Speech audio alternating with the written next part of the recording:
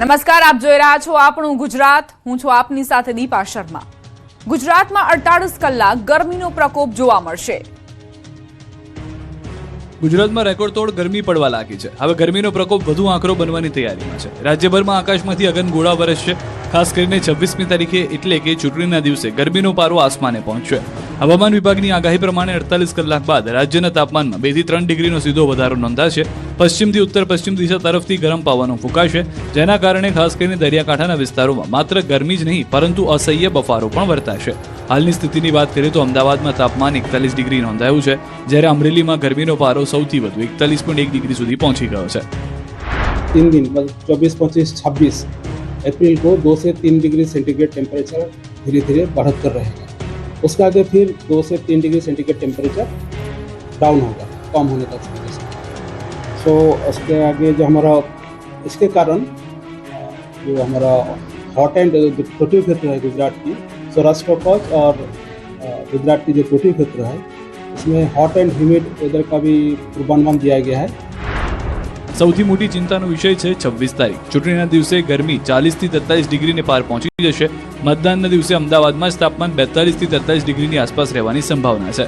આકરી ગરમી મતદાતાઓ અને તંત્ર માટે એક મોટો પડકાર બની શકે છે. આગામી દિવસોમાં હીટવેવની આશંકાને જોતા લોકોને કામ વગર બપોરે બહાર ન નીકળવા અને ચૂંટણીના દિવસે મતદાન કરતી વખતે પૂરતું પાણી પીતા રહેવા અપીલ કરી છે. 26 अप्रैल के लिए जो पूर्वानुमान हमारा है, इनलैंड एरिया जो है 40 से 42 43 डिग्री सेंटीग्रेड रहने का संभावना रहेगा. जो तटीय क्षेत्र है उसमें 35 से 40 डिग्री सेंटीग्रेड का आसपास रहने का संभावना रहेगा. और अहमदाबाद के लिए स्पेशली 42-43 डिग्री सेंटीग्रेड आसपास. દિયોદરના પાલડીમાં ભાજપ નેતાએ કોંગ્રેસના નેતાઓને આતંકવાદીઓ સાથે સરખામણી કરતા હોબાળો મચ્યો. જેમ જેમ ગરમીનો પારો ઊંચકાઈ રહ્યો છે તેમ તેમ સ્થાનિક ચૂંટણીમાં નેતાઓના બોલ પણ ગરમાઈ રહ્યા છે. નેતાઓ મત મેળવવા માટે વાણી વિલાસ કરવા લાગ્યા છે. વાવથરાદની ચૂંટણીમાં પાકિસ્તાનની એન્ટ્રી થઈ ગઈ છે. દિયોદરના પાલડીમાં ભાજપ નેતા જિલ્લા ભાજપ પ્રમુખ નરેશ ઠાકોરે કોંગ્રેસના નેતાઓની સરખામણી પાકિસ્તાન સાથે કરી છે. કહ્યું કે પાકિસ્તાનનો યુવાન રસ્તો ભટકે એટલે આતંકવાદી બને, એમ ભારતનો યુવાન રસ્તો ભટકે એટલે કોંગ્રેસી બને. વિસ્તારનું કલ્યાણ કરવું હોય તો યુવાનનો રસ્તો ન ભટકે તેની ચિંતા કરજો. વિસ્તારના યુવાઓ ક્યાંક ના ક્યાંક રસ્તો ભટકી ગયા છે. આપણો પાડોશી દેશ કયો છે ખબર છે બધાને? કયો છે? પાકિસ્તાનનો યુવા જ્યારે રસ્તો ભટકે એટલે એ આતંકવાદી બને.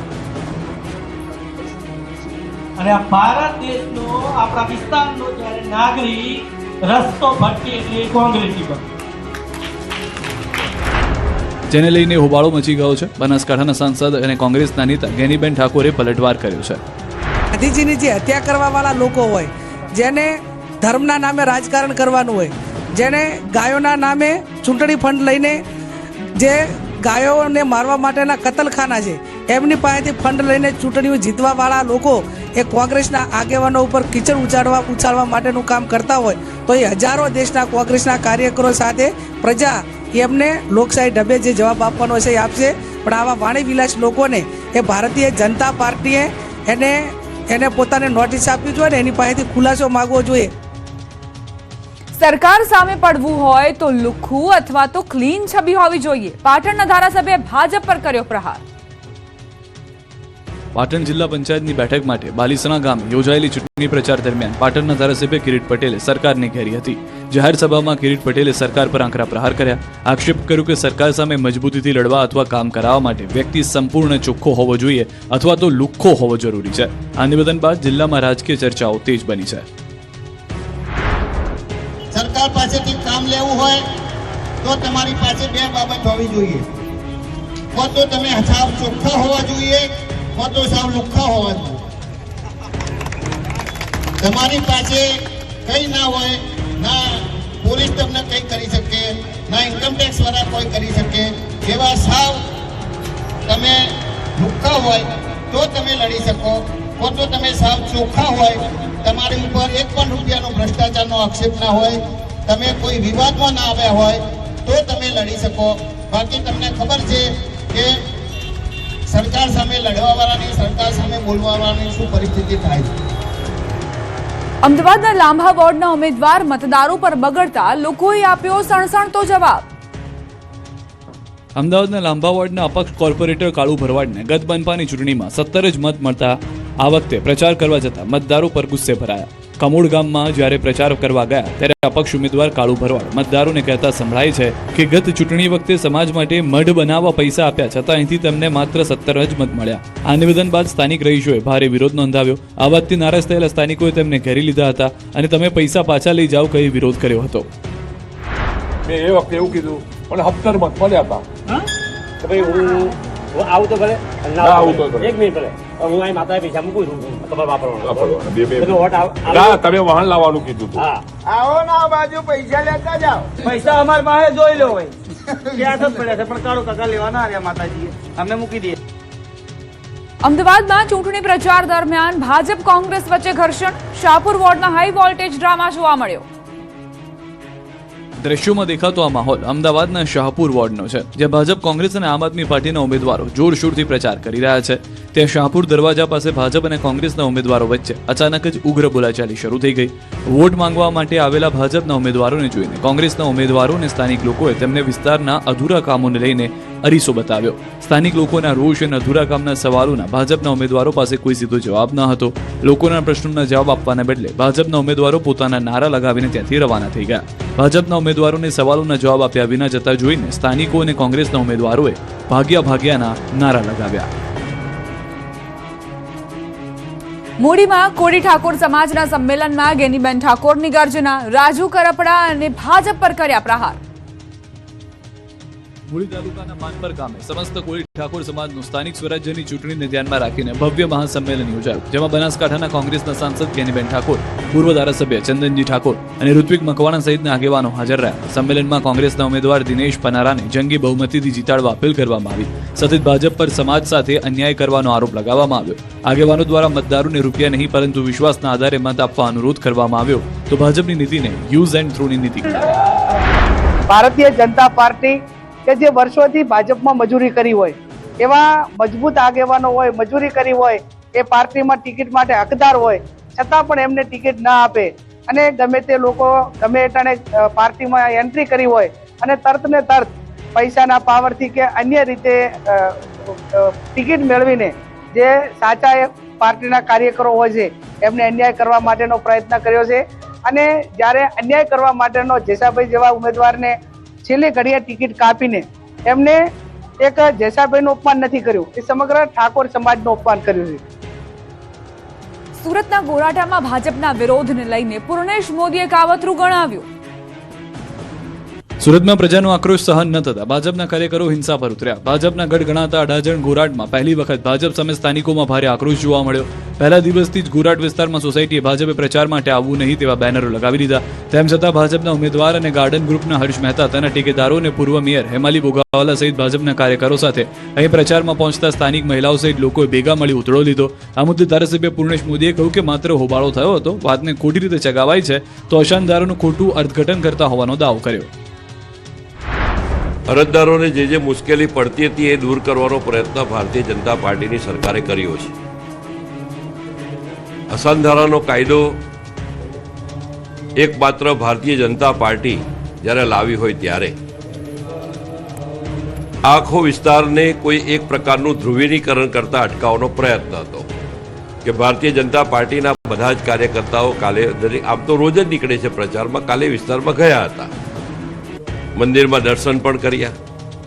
ત્યાર પછી માત્ર ને માત્ર હોબાળો મચાવવો, એને અટકાવવા, માત્ર હોબાળો થયો હતો, એનાથી વિશેષ કંઈ નથી. એ વાતને ખોટી રીતે ચગાવવામાં આવે છે.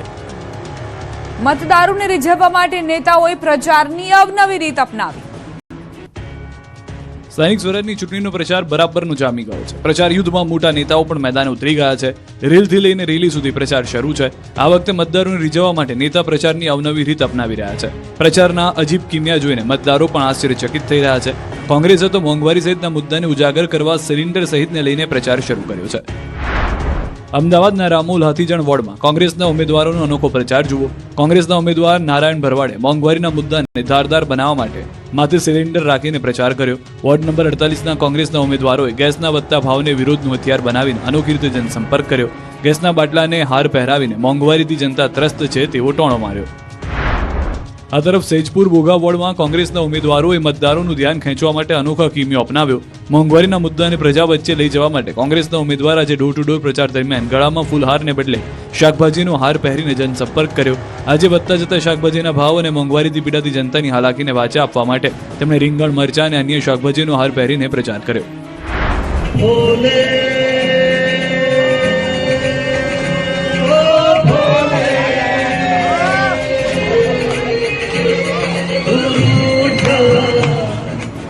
આ ગાયક કલાકાર છે અમદાવાદના નરોડા ભાજપના ઉમેદવાર જયેશ પ્રજાપતિ. તેમણે ભાષણો અને રેલી કરવાની બદલે પ્રચાર માટે ગીતનો સહારો લીધો. જયેશ પ્રજાપતિ એક અલગ જ અંદાજ જોવા મળ્યો છે. લોકસંપર્ક અને પ્રચાર રાઉન્ડ દરમિયાન મિત્રો અને કાર્યકરોની ખાસ ફરમાઈશ પર જયેશભાઈ પોતાના મધુર અવાજમાં એક ગીત લલકાર્યું હતું. તો કાળઝાળ ગરમીને નેતાઓનો પરસેવો છોડાવી રહી છે, ત્યારે પાટણમાં કોંગ્રેસના નેતાઓ પ્રચાર કરવા નીકળ્યા ત્યારે છત્રી લઈને નીકળ્યા. વોર્ડ નંબર 7માં પ્રચાર કરવા નીકળ્યા તો ઉમેદવારો સહિત મહિલાઓ છત્રી લઈને નીકળી. આ તરફ રાજકોટમાં ટ્રાફિક સિગ્નલ પર ભાજપના ધારાસભ્યએ લોકોને કમળના ફૂલ આપ્યા. વોર્ડ નંબર 10ના ઉમેદવાર ઘનશ્યામ હેરભા, અશ્વિન ભોરાણીયા સહિતના નેતાઓએ લોકોને કમળના ફૂલ આપ્યા. ઇન્દિરા સર્કલ ચોકમાં મતદારોને ભાજપે કમળના ફૂલ આપ્યા. મતદારોને કમળના ફૂલ આપી ભાજપ ઉમેદવારોએ ચૂંટણી પ્રચાર કર્યો. કમળનું ફૂલ આપીને મતદાનને દિવસે કમળનું બટન દબાવવા અપીલ કરવામાં આવી હતી. પોલીસ અને ચૂંટણીમાં જોડાયેલા કર્મચારીઓએ મતદાન કર્યું. ગુજરાતમાં સ્થાનિક સ્વરાજની ચૂંટણી ભલે 26મી હોય, પરંતુ અત્યારથી મતદાન શરૂ થઈ ગયું છે. જે કર્મચારીઓ ચૂંટણી કામગીરીમાં છે, જે પોલીસ કર્મચારીઓ ચૂંટણીના દિવસે અલગ અલગ જગ્યાએ કામગીરી કરશે, તેઓએ મતદાન કર્યું. બેલેટ પેપરથી મતદાન શરૂ થયું. ભરૂચમાં પોલીસ અને હોમગાર્ડ જવાનોએ બેલેટ પેપરથી મતદાન કર્યું. પોલીસ કર્મચારીઓ તથા હોમગાર્ડ જવાનો માટે વિશેષ મતદાન વ્યવસ્થા ગોઠવવામાં આવી. આ મતદાન પ્રક્રિયા ભરૂચ એસપી કચેરીના ગ્રાઉન્ડ નજીક આવેલી નિર્ધારિત કચેરી ખાતે શાંતિપૂર્ણ માહોલમાં યોજાઈ. વહેલી સવારથી જ પોલીસ જવાનો અને હોમગાર્ડ સભ્યો મતદાન કરવા માટે પહોંચી ગયા હતા. આ તરફ સુરતમાં આજે પોસ્ટલ બેલેટથી પોલીસ જવાનોએ મતદાન કર્યું. સુરત હેડક્વાર્ટર ખાતે પોસ્ટલ બેલેટ મતદાનનું આયોજન કરાયું. સુરત જિલ્લામાં 9000 જેટલા પોસ્ટલ બેલેટ પર મતદાન થશે. સવારે 9 વાગ્યાથી મતદાન પ્રક્રિયા શરૂ કરવામાં આવી. તો અમદાવાદના બાપુનગરમાં હોમગાર્ડ ઓફિસમાં બેલેટ પેપરથી મતદાનમાં વિવાદ સર્જાયો. હોમગાર્ડ ઓફિસમાં ખોટી રીતે બેલેટ પેપર પર સિક્કા કરવાની પ્રક્રિયા થતી હોવાને કોંગ્રેસે આક્ષેપ કર્યો. બેલેટ પેપરમાં એક જ વ્યક્તિ 50-50 સિક્કા મારતા હોવાનો કોંગ્રેસે આક્ષેપ કર્યો, જેથી બાપુનગર વોર્ડના કોંગ્રેસના ઉમેદવારો અને મોટી સંખ્યામાં કાર્યકર્તાઓ પણ હોમગાર્ડ ઓફિસ ખાતે પહોંચી ગયા. તેમજ તપાસ કરતા બેલેટ પેપરના કવર પણ ખુલ્લા પડ્યા હતા. ચૂંટણી અધિકારીની હાજરી વગર જ બેલેટ પેપરથી સિક્કા મારવામાં આવતા હોવાથી કોંગ્રેસે હોબાળો કર્યો. જોકે તે બાદ તાત્કાલિક પોલીસ પણ ઘટના સ્થળે પહોંચી ગઈ. હોમગાર્ડ કમાન્ડર સ્નેહલ પટેલ ભાજપ સાથે જોડાયેલો હોવાથી ખોટું ચાલતું હોવાના કોંગ્રેસે આક્ષેપ કર્યા છે. ચૂંટણીને લઈને બોર્ડર પર ચાંપતો બંદોબસ્ત ગોઠવાયો. સ્થાનિક સ્વરાજની ચૂંટણી નજીક આવી રહી છે, ત્યારે ગુજરાત સરહદ પર ચાંપતો પોલીસ બંદોબસ્ત ગોઠવાયો છે. ગુજરાતની રાજસ્થાન, મધ્યપ્રદેશ અને મહારાષ્ટ્ર બોર્ડરથી ગુજરાત આવતા તમામ વાહનોનું ચેકિંગ થઈ રહ્યું છે. ચૂંટણીને લઈને કોઈ દારૂ કે અન્ય પ્રતિબંધિત વસ્તુની હેરાફેરી કરી નથી રહ્યું ને તેને લઈને બોર્ડર પર પોલીસ ગોઠવી દેવાય છે. શામળાજીની અણસોલ ચેકપોસ્ટ પર બંદોબસ્ત ચુસ્ત કરી દેવાયો. તમામ વાહનોને રોકીને તેની તપાસ કરવામાં આવી રહી છે. જિલ્લામાં 14 ચેકપોસ્ટ ઊભી કરી દારૂની હેરાફેરી અટકાવવા પ્રયાસ થઈ રહ્યા છે. છેલ્લા એક મહિનામાં 1.40 કરોડનો દારૂ પોલીસે જપ્ત કર્યો છે. 471 જગ્યાએ એક મહિનામાં દારૂ જપ્ત કરાયો છે. આ તરફ બનાસકાંઠા જિલ્લા વહીવટીતંત્ર અને પોલીસ વિભાગ સંપૂર્ણપણે સજ્જ બન્યું. અંબાજી નજીક આવેલી ગુજરાત અને રાજસ્થાનની મહત્વની છાપરી બોર્ડર પર અંબાજી પીઆઈ ડીઆર પારગીના અધ્યક્ષસ્થાને સઘન વાહન ચેકિંગ હાથ ધરવામાં આવ્યું. પોલીસ દ્વારા આંતરરાજ્ય સરહદ પરથી પસાર થતા દરેક નાના મોટા વાહનોની ઝીણવટભરી તપાસ કરવામાં આવી રહી છે. ચૂંટણીલક્ષી સુરક્ષાને વધુ મજબૂત બનાવવા માટે એસપી પ્રશાંત સુંબેના માર્ગદર્શન હેઠળ રાજસ્થાનને જોડતી તમામ સરહદો પર બાજ નજર રાખવામાં આવી રહી છે. અમરેલીમાં પાનની દુકાને આતંક મચાવનારાઓને પોલીસે પકડી પાડ્યા. અમરેલી શહેરના ભરચક ગણાતા બિનાકા ચોક પાસે આવેલી ડિલક્સ પાનની દુકાનના માલિક પર 3 શખ્સે જાહેરમાં છરી વડે જીવલેણ હુમલો કરતા ચકચાર મચી ગઈ. વેપારી સિરાજ કુરેશી પોતાની દુકાન પાસે ઊભા હતા ત્યારે 3 શખ્સ એક્ટિવા લઈને ત્યાં આવ્યા હતા. આ શખ્સે બેદરકારીપૂર્વક વાહન ચલાવી પાનની દુકાન સાથે અથડાવ્યું. સિરાજ કુરેશીએ તેમને વાહન સરખી રીતે ચલાવવાની સલાહ આપતા આરોપીઓ ઉશ્કેરાઈ ગયા. સૈયદ દાદુ મિયા, ઇરફાન મિયા અને અજ્જુ મિયા નામના 3 ભાઈઓએ તેમને ઘેરી લીધા. હુમલાખોરોએ તેમને આડેધડ ડીકાપાટુનો માર માર્યા બાદ છરીના 3 ઘા ઝીકી દઈ જાનથી મારી નાખવાનો પ્રયાસ કર્યો. આ અંગેની ફરિયાદ કરતા પોલીસે 3 આરોપીને પકડી લીધા. વરઘોડો કાઢીને કાયદાનું ભાન કરાવ્યું. કેશોદમાં ભાજપના નેતાએ જાહેરમાં કેક કટિંગ કરીને નિયમોના ધજાગરા ઉડાવ્યા. લુખ્ખાઓ, ટપોરીઓ કે પછી ગુંડાઓ તો જાહેરમાં કેક કાપીને જન્મદિવસની ઉજવણી કરે છે, પરંતુ કેશોદમાં તો ભાજપના નેતાએ ચડે ચોક ભર બજારમાં જન્મદિવસની ઉજવણી કરી રોડ બાનમાં લઈને આતંક મચાવ્યો. સત્તાના નશામાં ચૂર બની બેઠેલા કેશોદ જિલ્લા ભાજપ પ્રમુખ ચંદુ મકવાણાએ કાયદાના લીરે લીરાજ ઉડાડી દીધા. કેશોદના 4 રસ્તા પર જાહેરમાં કેક કાપી પછી રોડ પર ફટાકડા ફોડી આખો વિસ્તાર બાનમાં લીધો. નવાઈની વાત તો એ છે કે કેશોદના ધારાસભ્ય દીવા માલમ તેમજ અનેક ઉમેદવારો અને કાર્યકર્તાઓ આ ઉજવણીમાં સામેલ હતા. આચારસંહિતા હોવા છતાં ફટાકડા ફોડીને રોડ પર રીતસરનો આતંક મચાવ્યો. આ વિડીયો વાયરલ થતા વિવાદ ઊભો થયો છે. સુરત બાદ ગોધરાથી હવાલા કાંડનો પર્દાફાશ થયો. સુરતથી આમ આદમી પાર્ટીના પકડાયેલા હવાલાકાંડની તપાસ હજુ તો શરૂ થઈ છે, ત્યાં હવે ગોધરાથી હવાલાકાંડ સામે આવ્યું છે. ગોધરા પોલીસે બાતમીના આધારે શહેરના વિવિધ વિસ્તારોમાં દરોડા પાડતા છેલ્લા 15 દિવસમાં PM આંગણિયા અને V પટેલ આંગણિયા મારફતે 50 લાખથી વધુની રકમની હેરાફેરી કરવામાં આવી હોવાનું સામે આવ્યું. આ મામલે આમ આદમી પાર્ટીના ઉમેદવાર અને કાર્યકર્તાઓની સંડોવણી સામે આવી રહી છે. તપાસમાં ખુલ્યું છે કે છેલ્લા 15 દિવસ દરમિયાન હવાલા મારફતે 50 લાખથી વધુની રકમની હેરફેર કરી મતદારોને લાલચ આપવા માટે રોકડ પહોંચાડવાની યોજના હતી. પોલીસ દ્વારા ગોધરા એ ડિવિઝન પોલીસ સ્ટેશનમાં ગુનો નોંધવાની કાર્યવાહી હાથ ધરાઈ અને વધુ તપાસ હાથ ધરવામાં આવી. ગોધરાના કેટલાક શખ્સોએ રાજ્યના અન્ય જિલ્લાઓના શખ્સો સાથે મળીને આ સંગઠિત નાણાકીય નેટવર્ક ઊભું કર્યું હોવાનું સામે આવ્યું છે. અમદાવાદના મેમનગરના સામ્રાજ્ય ફ્લેટમાં વૃદ્ધનો લોહીલુહાણ મૃતદેહ મળતા સનસનાટી મચી. અમદાવાદ શહેરના મેમનગર વિસ્તારમાં આવેલા સામ્રાજ્ય ફ્લેટના પાર્કિંગમાં એક વૃદ્ધનો મૃતદેહ મળી આવતા સમગ્ર વિસ્તારમાં ચકચાર મચી ગઈ. મૃતકના માથાના ભાગે ગંભીર ઈજાના નિશાન હોવાથી પોલીસ દોડતી થઈ ગઈ. સ્થાનિકો મૃતદેહ જોતા તુરંત પોલીસને જાણ કરી. મૃતકની ઓળખ મૂળ ગોધાવીના કાનજીભાઈ તરીકે થઈ. સ્થાનિકોના જણાવ્યા અનુસાર કાનજીભાઈ છેલ્લા 30 વર્ષથી આ જ ફ્લેટમાં રહેતા. તેઓ રહીશોના વાહનો સાફ કરીને પોતાનું ગુજરાન ચલાવતા. કાનજીભાઈ એટલા વર્ષોથી અહીં હળીમળી ગયા હતા કે તેઓ પોતાના પરિવાર સાથે જવા પણ તૈયાર નહોતા. મૃતકના માથાના ભાગે તીક્ષ્ણ અથવા તો ભારે હથિયારથી ઈજાઓ થઈ હોય તેવા નિશાન મળી આવ્યા છે. પાર્કિંગમાં લોહીના ડાઘા જોવા મળ્યા છે, જે કોઈ સંઘર્ષ તરફ ઇશારો કરી રહ્યા છે. કોઈ અજાણે શખ્સે અંગત અદાવત કે અન્ય કારણોસર તેમની હત્યા કરી હોવાની આશંકા સેવવામાં આવી રહી છે. સુરતમાં ઉદ્યોગપતિની પત્નીએ 3જા માળે બેડરૂમમાં ફાંસો ખાધો. સુરતના સુભાષનગરમાં પ્લાસ્ટિકના દાણાના ઉદ્યોગપતિની પત્ની ખ્યાતિ કેજરીવાલે લગ્નના માત્ર 2 જ મહિનામાં ગળે ફાંસો ખાઈ આપઘાત કરી લીધો. સુભાષનગરના બંગલા નંબર 65માં રહેતી ખ્યાતિ અભિષેક કેજરીવાલે પોતાના બંગલાના 3જા માળે આવેલા બેડરૂમમાં ગળે ફાંસો ખાઈને અંતિમ પગલું ભર્યું. આ ઘટનાની જાણ થતાં જ ઉમરા પોલીસનો કાફલો સ્થળ પર દોડી ગયો અને મૃતદેહને પોસ્ટમોર્ટમ માટે ખસેડવાની તજવીજ હાથ ધરી. પોલીસની તપાસમાં સામે આવ્યું છે કે મૃતક ખ્યાતિનો પરિવાર પ્લાસ્ટિકના દાણાના વ્યવસાય સાથે સંકળાયેલો છે અને આર્થિક રીતે સદ્ધર છે. જોકે ઘટના સ્થળેથી પોલીસને હજુ સુધી કોઈ સુસાઇડ નોટ મળી નથી, જેના કારણે આપઘાત પાછળનું ચોક્કસ કારણ જાણી શકાયું નથી. ધંધુકામાં યુવાનની હત્યાના વિરોધમાં માલધારી સમાજે આવેદન આપ્યું. ધંધુકામાં ભરવાડ સમાજની યુવાનની હત્યાના પડઘા સમગ્ર ગુજરાતમાં પડ્યા છે, ત્યારે આ મામલે સમસ્ત માલધારી સમાજ દ્વારા સુરેન્દ્રનગર જિલ્લા કલેક્ટર કચેરી ખાતે આવેદનપત્ર પાઠવવામાં આવ્યું. કિશન ભરવાડ તેમજ તાજેતરમાં ધર્મેશ ભરવાડની હત્યાના બનાવને સખત શબ્દોમાં વખોડી કાઢવામાં આવ્યા. ધર્મેશ ભરવાડની હત્યાના કેસમાં ઝડપાયેલા આરોપીઓને કડક સજા તેમજ ફાંસીની સજા આપવામાં આવે તેવી માંગ કરી છે. માલધારી સમાજ સહિત હિન્દુ સંગઠનના આગેવાનો અને યુવાનો મોટી સંખ્યામાં ઉપસ્થિત રહ્યા. 5 વર્ષમાં કોઈ કામ ન થતા સુરત અને અમદાવાદના લોકોએ ચૂંટણી બહિષ્કારની ચીમકી ઉચ્ચારી. પ્રચાર માટે આવેલા નેતાઓને ભગાડ્યા.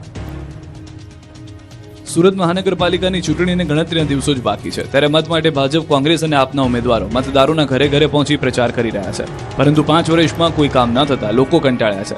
પ્રચાર માટે સોસાયટીઓમાં પહોંચી રહેલા ભાજપ અને કોંગ્રેસ બંને પક્ષના ઉમેદવારોને જનતાના આક્રોશનો સામનો કરવો પડી રહ્યો છે. પરવટ પાટિયાના માધવબાગમાં એક જાગૃત મહિલાએ કોંગ્રેસના નેતાઓને આડહાટ લેતા પૂછ્યું કે જો 35 વર્ષથી સત્તા ભોગવતો ભાજપ કંઈ ઉકાળી શક્યો નથી તો તમે 3 મહિનામાં શું કરી લેશો? આ વિધેયક સવાલ સાંભળી નેતાઓ શોકજનક સ્થિતિમાં મુકાયા. આમ જનતા હવે માત્ર આશ્વાસન નહીં પણ કામનો હિસાબ માંગતા નેતાઓને ઊભી પૂંછડીએ ભાગવાનો વારો આવ્યો છે.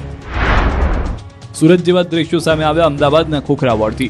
અહીં પણ પ્રચાર માટે પહોંચેલા કોંગ્રેસના નેતાઓને જનતાના આક્રોશનો સામનો કરવો પડ્યો. અહીં એક મહિલાએ ભાજપના શાસનથી કંટાળી આક્રોશ ટાળ્યો. કહ્યું કે અત્યારે ફોટા પડાવવા માટે આવી રહ્યા છો, પરંતુ ચૂંટણી પત્યા બાદ અહીં કોઈ મરી જાય તો પણ તમે લાશ ઉઠાવવા આવશો નહીં. મહિલાના બળાપાને કારણે નેતાઓનો પ્રચાર કરવામાં ભારે પડી રહ્યું છે. બારડોલી તાલુકા પંચાયતની ચૂંટણીમાં અપક્ષ ઉમેદવારે કોંગ્રેસને આપ્યો ઝટકો. બારડોલી તાલુકા પંચાયતની ચૂંટણીમાં કડોદ એક બેઠક પર કોંગ્રેસની બાજી અપક્ષ ઉમેદવારે બગાડી છે, કેમ કે કડોદ એક બેઠક પર અપક્ષ ઉમેદવાર કિશોર લાડે ભાજપના ઉમેદવાર ધ્વની ભાવસારને ટેકો જાહેર કર્યો. ભાજપ કાર્યાલય ખાતે તાલુકા ભાજપ પ્રમુખ આનંદના હસ્તે ખેસ પહેરાવી ટેકાને સત્તાવાર બનાવવામાં આવ્યો, જેના કારણે કાર્યાલયમાં ખુશીનો માહોલ જોવા મળ્યો. આ નવા સમર્થન બાદ હવે કડોદ એક બેઠક પર ભાજપના ધ્વની ભાવસાર અને કોંગ્રેસના ઉમેદવાર અનુપ વ્યાસ વચ્ચે સીધી ટક્કર રહેશે, જે કારણે ભાજપને સીધો ફાયદો થશે. એમને આપણો ઉમેદવાર શ્રી ધ્વનીભાઈ ભાવસાર ને ટેકો જાહેર કર્યો છે. સ્થાનિક ચૂંટણી પહેલા ઈવીએમ મશીન ચેકિંગ કર્યા બાદ સીલ કરાયા. સુરત મહાનગરપાલિકાની ચૂંટણી માટે રાજકીય પક્ષો જોરશોરથી પ્રચાર કરી રહ્યા છે, તો સરકારી તંત્રએ પણ તૈયારીઓ શરૂ કરી છે. સરકારી અધિકારી અને કર્મચારીઓ ઈવીએમ મશીન ચેકિંગ કરી રહ્યા છે. ઈવીએમ મશીન ચેકિંગ કર્યા બાદ તેને સીલ કરવામાં આવી રહ્યા છે. કેટલાક મતદાન મથકો ઉપર 2 ઈવીએમ મૂકવાની તૈયારીઓ કરવામાં આવી છે, કારણ કે કેટલાક વોર્ડમાં ઉમેદવારોની સંખ્યા વધુ હોવાને કારણે 2 ઈવીએમ મૂકવા પડી શકે છે. સ્ટ્રોંગ રૂમને પણ સીલ કરી દેવાયો છે. તો રાજકોટમાં ચૂંટણી વિભાગ દ્વારા તૈયારીઓના આખરી ઓપ આપવામાં આવી રહ્યો છે. અલગ અલગ વોર્ડના ઈવીએમ ચેકિંગ હાથ ધરવામાં આવ્યું. મામલતદાર અને ચૂંટણી વિભાગના અધિકારીઓની હાજરીમાં ઈવીએમની ચકાસણી કરવામાં આવી. મશીનમાં કોઈ ટેકનિકલ ખામી છે કે કેમ તેને લઈને પણ તપાસ કરવામાં આવી રહી છે. જે તે વોર્ડના ઈવીએમ મશીન ચેક થયા બાદ તેમને સ્ટ્રોંગ રૂમમાં મૂકવામાં આવી રહ્યા છે. મનપાના 18 વોર્ડમાં 72 બેઠકો માટે 1014 મતદાન મથકો પરની તૈયારીઓ કરવામાં આવી રહી છે. ડાંગની સુબીર બેઠક પર જામ્યો હાઈ વોલ્ટેજ ડ્રામા, સાસુ વહુ વચ્ચે જંગ. ગુજરાતમાં સ્થાનિક સ્વરાજની ચૂંટણીનો શંખનાદ ફૂંકાઈ ચૂક્યો છે, પરંતુ આ વખતે સૌની નજર ડાંગ જિલ્લાની સુબીર 16 જિલ્લા પંચાયત બેઠક પર ટકેલી છે. અહીં મુકાબલો માત્ર હાથ અને કમળ વચ્ચે નથી, પણ એક જ છત નીચે રહેતા સાસુ અને વહુ વચ્ચે છે. ટીવી સિરિયલોમાં તમે સાસુ વહુના ડ્રામા ઘણા જોયા હશે, પણ સુબીરના આંગણે રાજનીતિનો અસલી ખીલ જોવા મળી રહ્યો છે. અહીં કોંગ્રેસે અનુભવી સાસુ પર દાવ ખેલ્યો છે, તો ભાજપે તેમની જ શિક્ષિત અને ઉત્સાહી વહુને મેદાનમાં ઉતારી ચૂંટણીને રોમાંચક બનાવી દીધી. કોંગ્રેસના ઉમેદવાર એવા સાસુનું માનવું છે કે પરિવાર અને રાજકારણ અલગ છે. તેઓ વિકાસના અભાવનો મુદ્દો બનાવી પરિવર્તનની આશા રાખી રહ્યા છે. સામે પક્ષે ભાજપના વહુ પણ મક્કમ છે. તેઓએ કહ્યું છે કે સાસુ પ્રત્યે આદર છે, પણ વિચારધારાની લડાઈમાં કોઈ બાંધછોડ નહીં. વિકાસની રાજનીતિના જોરે તેઓ કમળ ખીલાવવા તૈયાર છે. હવે જોવાનું એ રહેશે કે સુબીરની જનતા સાસુના અનુભવને આશીર્વાદ આપે છે કે વહુના આધુનિક અભિગમ પર કળશ ઢોળે છે. ગમે તે જીતે, પણ ડાંગનો આ જંગ લોકશાહીના ઇતિહાસમાં યાદગાર બની રહેશે. રાજ્યમાં ચૂંટણી પ્રચાર જામ્યો છે, ત્યારે રાજકોટના રાજસમઢિયાળા ગામમાં છે પ્રચાર પર પ્રતિબંધ. હાલ સ્થાનિક સ્વરાજની ચૂંટણીને લઈને રાજકીય નેતાઓ જોરશોરથી ચૂંટણી પ્રચાર કરી રહ્યા છે. ગામે ગામ સભાઓ ગજવી રહ્યા છે. જો કે આ બધાની વચ્ચે જુઓ રાજકોટના રાજસમઢિયાળા ગામને. રાજકોટથી માત્ર 22 કિલોમીટર દૂર આવેલા ગામના ન કોઈ પક્ષના બેનર દેખાશે, ન કોઈ નેતાના પોસ્ટર. ચૂંટણીના ગરમાવા વચ્ચે પણ અહીં ગજબની શાંતિ જોવા મળે છે, કારણ કે અહીં રાજકીય પ્રચાર પર સખત પ્રતિબંધ છે. એટલું જ નહીં, અહીંયા કોઈ જ જગ્યાએ રાજકીય નેતાઓ પાર્ટીના ખેસ સાથે ફરતા લોકો પણ નજરે નહીં પડે. કોઈ જ રાજકીય પાર્ટીના પ્રચાર કરતા વાહનો પણ નહીં જોવા મળે. એવું નથી કે ગામમાં ચૂંટણી નથી, ચૂંટણી છે, લોકો મતદાન પણ કરશે, પરંતુ રાજસમઢિયાળા ગામમાં ચૂંટણીના પ્રચાર કરવા ઉપર પ્રતિબંધ છે. ગામના લોકો દ્વારા નિયમ બનાવવામાં આવ્યો છે કે ગામમાં કોઈને રાજકીય પ્રચાર નહીં કરવાનો. ગામમાં છેલ્લા 40 વર્ષથી કોઈ પણ પાર્ટી પ્રચાર માટે આવતી નથી. 40 વર્ષથી કોઈ નેતા પગ પણ મૂકી નથી શક્યા. ગામમાં કુલ 19 જેટલા નિયમો બનાવવામાં આવ્યા છે, જેમાંનો એક નિયમ એ છે કે રાજકીય નેતાઓએ ગામમાં પ્રવેશ કરવો નહીં, અહીંયા પ્રચાર કરવો નહીં. જો કે કોઈ પણ પ્રચાર વગર પણ ચૂંટણીમાં દર વખતે ગામમાં 96% જેટલું મતદાન થાય છે. લોકોનું માનવું છે કે પ્રચાર માટે નેતાઓ આવે એટલે લોકો લાલચમાં આવે અને ગામની એકતા તૂટી જાય. જો કે સાથે જ ગામમાં મતદાન ફરજિયાત કરવાનો નિયમ પણ છે. જે વ્યક્તિ ગામમાં મતદાન નથી કરતો તેમને 51 રૂપિયાનો દંડ ગામ દ્વારા ફટકારવામાં આવે છે. કોઈ અનિવાર્ય સંજોગોમાં પ્રમાણે જ મતદાન ન કરી શકે તો તેમની જાણ પણ ગામની કમિટીને કરવાની હોય છે.